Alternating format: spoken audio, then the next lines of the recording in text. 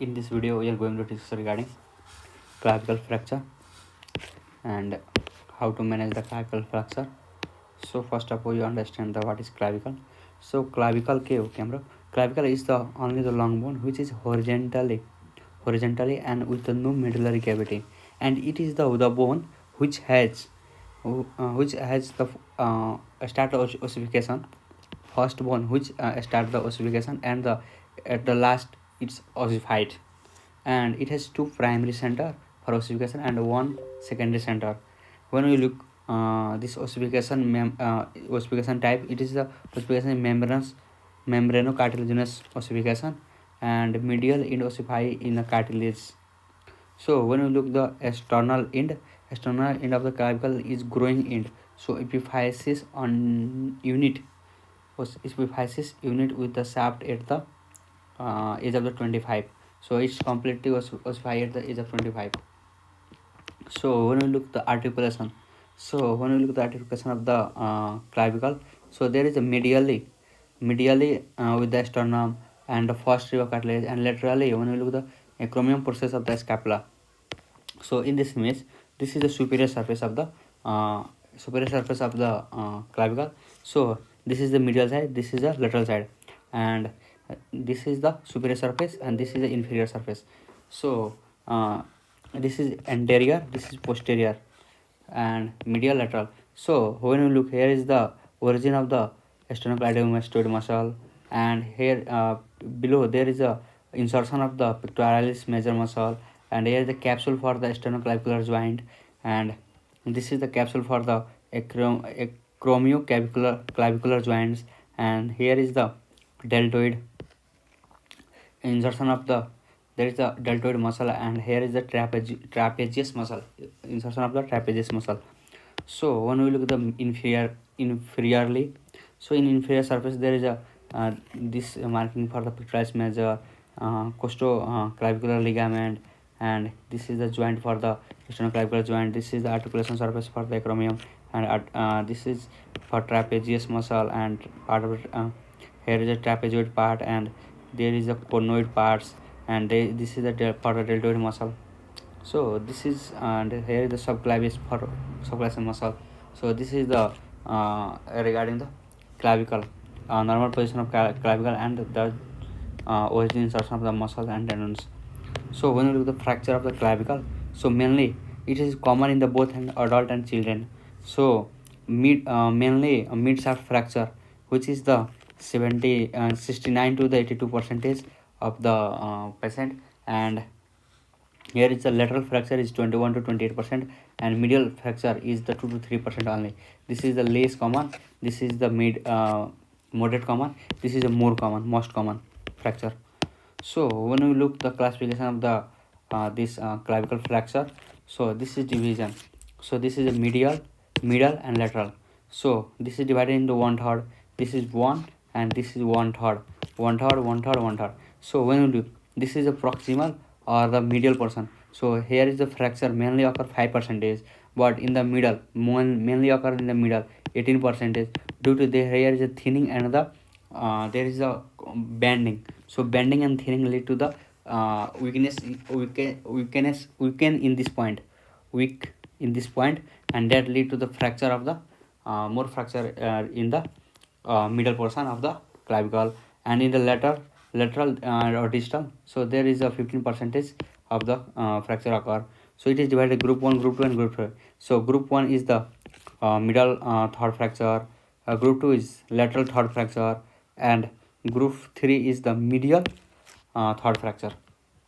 So based on this, when we look at the mechanism of injury, so mainly this injury occur by the fall on shoulder or the outstretched hand.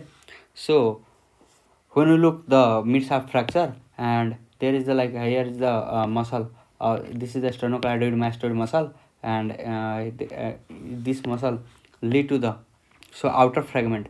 So when you look at this outer fragment, this is the inner fragment. When you look at the outer fragment displays medially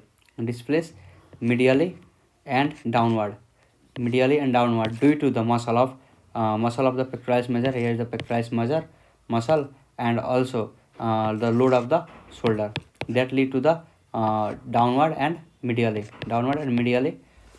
displacement. When you look the inner fragment or medial fragment, so this is go displace upward due to the sternocleidoid mastoid muscle. So this is the where the location going of the fracture of the clavicle, and due to this pectoralis major muscle or this lead to the medially. So when in the fracture of the lateral end, when you look the lateral end, so if the fragment are the intact, so there is a little displacement, and if there is a ligament are torn, if the fracture is just medial to the ligament, so displacement may be more severe and a close to reduction impossible. There is a close reduction is impossible.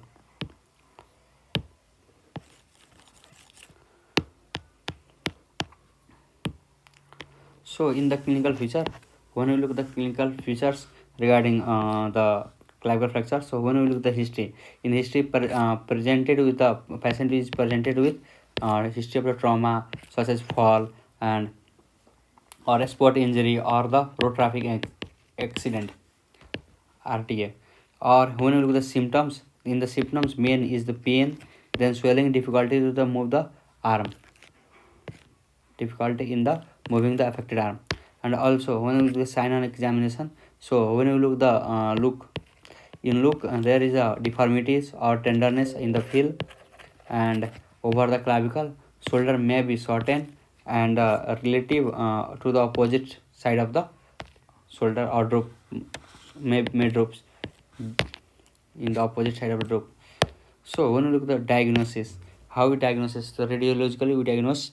So by the radiological analysis, X-ray in the anterior posterior view and taken with the 13 degree of the cephalic tilt 30 degrees. So we look we take the anterior posterior view of the X-ray, and when we use the CT scan aid is determining the accurate degree of the shortening or the diagnosis or sternoclavicular fracture dislocation.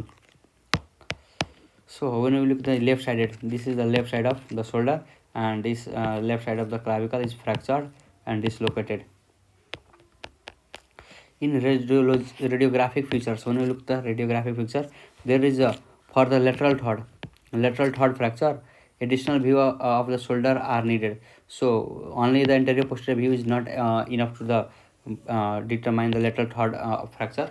So we need to take other view of the shoulder joint and clavicle.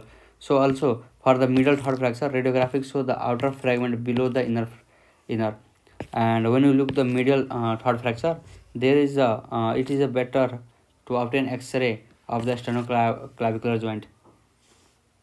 So if there is a middle third fracture, so we take the sternoclavicular joints X-ray. If there is a middle third, so there is outer fragment below the inner fragment. So and if there is the like lateral third, so there is the others. Not only one view is not only one view is enough. We take the others additional views. So in the treatment, if there is a middle fracture, so if undisplaced fracture should be treated non-operatively with the triangular sling. This is the triangular sling. And if a fracture, a figure of 8, this is a figure of 8 band. So figure of 8 bandage may be applied to a young adult with a displaced fracture.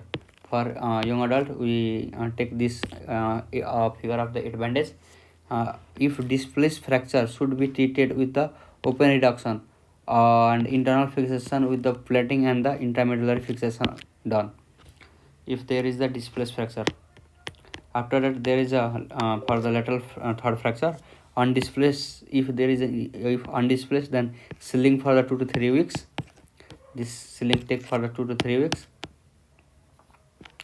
If displaced, then open reduction and internal fixation is done. In the medial third fracture, mainly managed non-operatively unless the fracture displaced and threatened the mediastinal structure.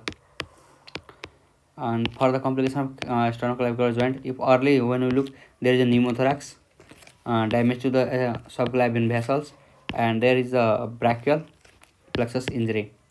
So when the clavicle flexure are done, there is brachial plexus injury, damage to the subclavian vessel, and pneumothorax. In the late there is a non-union or malunion or non-union of the shaft common with the lateral clavicle fracture. If the malunion, there is a healing is not in anatomical position and stiffness of the shoulder.